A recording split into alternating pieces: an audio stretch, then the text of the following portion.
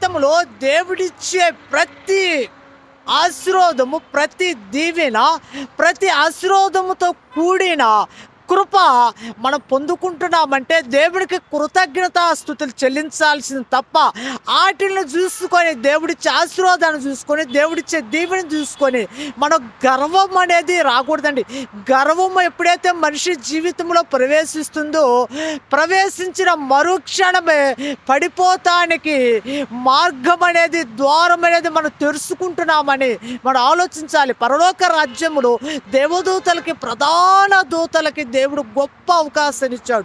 ఎప్పుడైతే లూసిఫర్ అనే దేవదూతకి హృదయంలో గర్వం అనేది ఎప్పుడైతే రాంగులోనే పరలోకం నుండి భూమి మీదకి దేవుడు ఏం చేశాడో తెలుసా?